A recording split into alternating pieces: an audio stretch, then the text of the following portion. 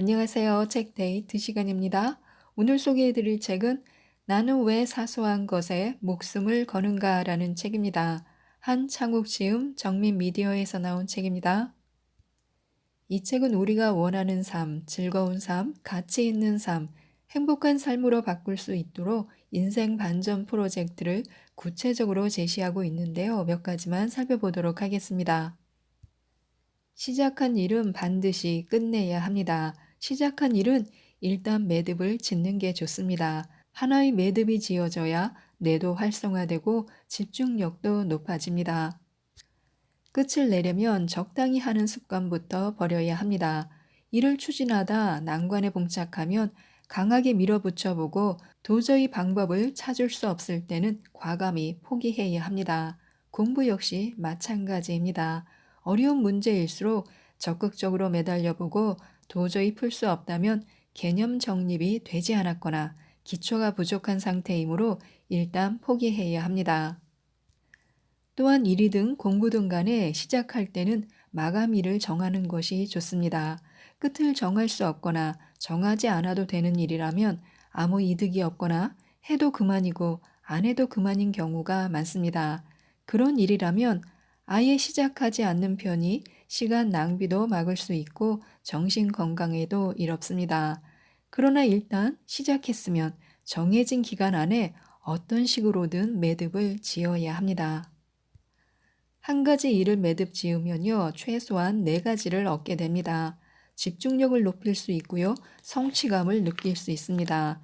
매듭은 경력이 됩니다. 또한 새로운 일을 시작할 수 있는 출발점이 됩니다. 그리고 자기 제어 장치를 만드는 것도 좋습니다. 시간은 시소 같은 것인데요. 한쪽에 많은 시간을 투자하면 다른 쪽에 사용할 시간은 줄어들게 됩니다. 가치 있는 인생을 살고 싶다면 호기심에 이리저리 끌려다니지 말고 호기심을 뿌리칠 수 있는 자기 제어 장치를 만들 필요가 있습니다. 그래서 버스나 지하철을 타고 출퇴근할 때는요, 스마트폰 대신에 외국어를 공부하거나 책을 읽는 것이 좋습니다. 또한 인터넷 쇼핑몰은 당장 구입할 물건이 있을 때만 방문하고요, 텔레비전은 미리 정해놓은 프로그램만 시청하는 것이 좋습니다. 이렇게 자기 제어 장치를 만들면 좋은데요. 호기심이 이끄는 대로 무방비 상태로 살아도 당장 생활에 큰 변화는 일어나지 않습니다. 그러나 세월이 흐르고 나면 무의미하게 흘려보낸 시간들로 인해서 반드시 시간의 보복을 당하게 됩니다. 사소한 것에 목숨 걸지 말아야 합니다. 인생을 가치 있게 살고 싶다면 호기심을 줄여야 합니다. 더 늦기 전에 자기 제어 장치 몇 개를 만들어 두시면 좋습니다. 생활을 최대한 단순화시키는 것도 좋습니다. 시간은 방치해 두면 시냇물에 띄워놓은 종이배처럼 흔적도 없이 사라져 버립니다.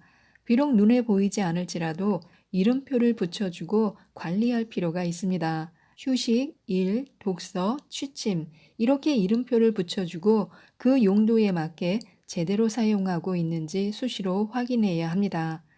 쉬어야 할 때 일하고 일해야 할 때 쉬게 되면요, 생활이 엉망이 됩니다. 일한 것도 아니고 쉬는 것도 아니어서 피로감만 쌓이게 됩니다. 사소한 것들에 사로잡혀 있었던 시간은요, 잘 기억나지 않습니다. 뇌는 중요하지 않은 정보는 금방 지워버립니다. 사소한 것에 목숨을 걸지만 않아도 인생은 달라질 수 있습니다.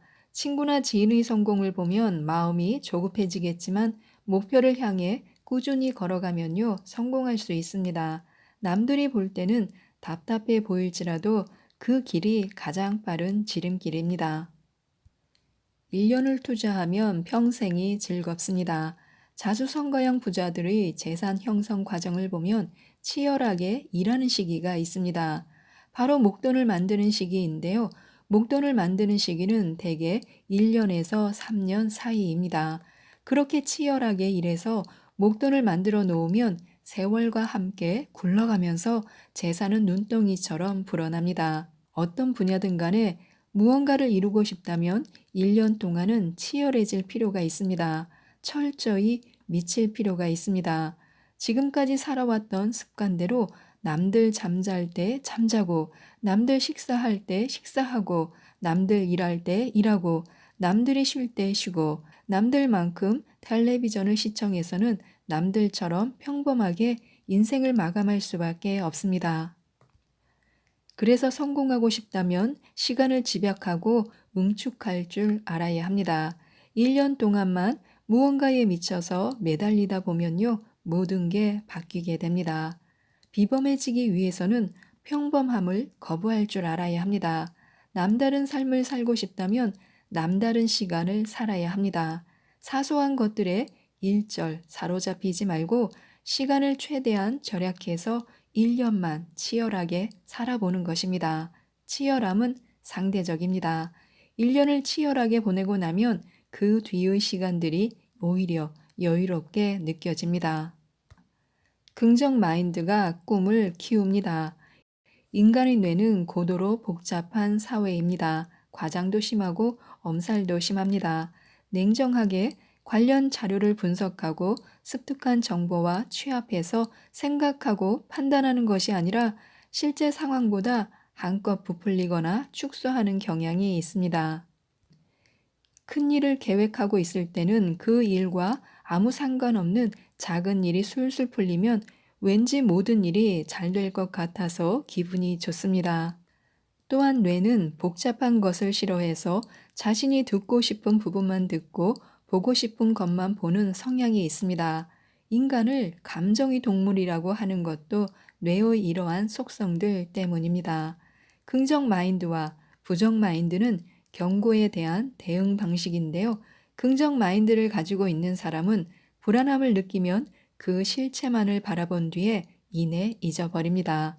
반면 부정 마인드를 지니고 있는 사람은 실체와 함께 그것들이 가져올 파급 효과까지 바라본 뒤에 계속 생각합니다. 부자는 비관론자보다 긍정론자가 많습니다. 긍정적인 면을 바라보려고 의도적으로 노력하고 긍정적인 생각을 하고 긍정적인 말을 하다 보면 마인드가 점차 바뀌게 됩니다. 일이든 공부든 간에 목표를 이루고 싶다면 균형 감각을 잃지 말아야 합니다. 처음부터 목표치를 너무 높이 잡지 않는 것이 중요합니다. 일반적으로 목표 설정은 그 사람이 최선을 다하면 달성할 수 있을 정도가 적당합니다. 하지만 그것도 모든 사람에게 해당되는 것은 아닙니다. 감정 변화가 심하거나 생활 습관이 나쁜 사람은요, 그보다 낮춰서 잡아야 합니다. 그래야 포기하지 않고 꾸준하게 해나갈 수 있습니다. 3, 4일 열심히 하고 2, 3일 쉬는 것보다는요, 일주일 내내 평균 이상을 해내는 쪽이 효율적입니다.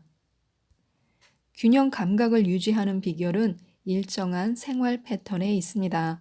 인간은 환경의 동물이기 때문에요, 생활이 변하면 마음도 변하게 마련입니다. 목표를 세우고 한창 달려가는 중이라면 생활 패턴을 일정하게 유지할 필요가 있습니다. 진심으로 대해야 합니다. 진심이나 거짓은 꼭 말로 드러내야만 알아차리는 것은 아닙니다. 평상시의 행동과 처신을 보면 어느 정도는 짐작하게 됩니다. 대인 관계를 할 때는 항상 감사하는 마음을 지녀야 하는데요.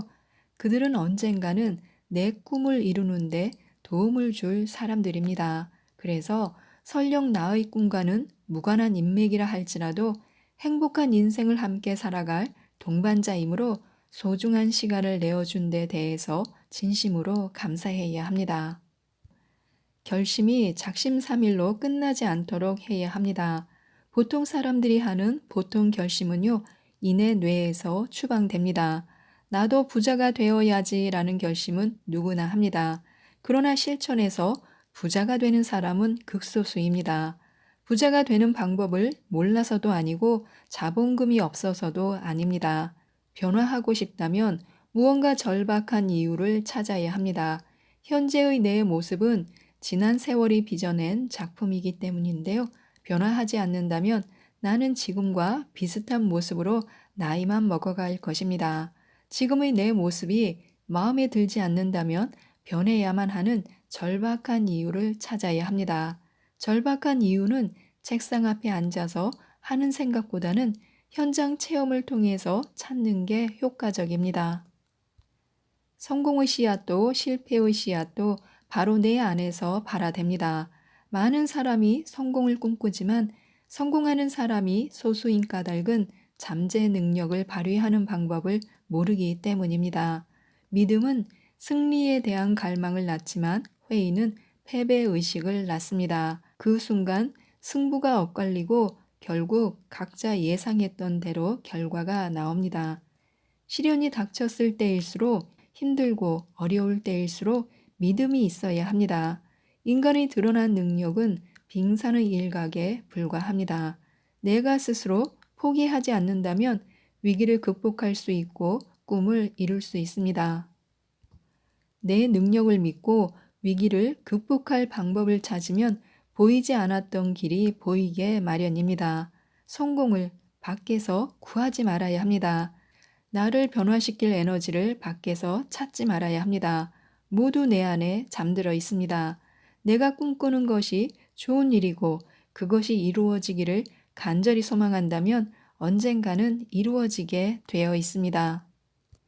매일 한 발짝씩 앞으로 나아가면 됩니다. 인생에서 복리 효과를 발휘하기 위해서는요, 매일 3가지만 실천하는 것이 좋습니다. 하나, 어제보다 더 나은 사람이 되어야 합니다. 아침에 출근하기 전에 거울 앞에 서서 미소를 지으면서 어제보다 더 나은 사람이 되자라고 말해보시기 바랍니다. 둘, 꿈을 향해서 한 걸음만 더 내딛어 보는 것입니다. 피곤하고 귀찮더라도 매일 꿈을 위해서 무언가를 해야 합니다. 공부든 일이든 사람을 만나든 돈을 모으든 간에 꿈을 향해 한 걸음만 더 내딛는 것입니다.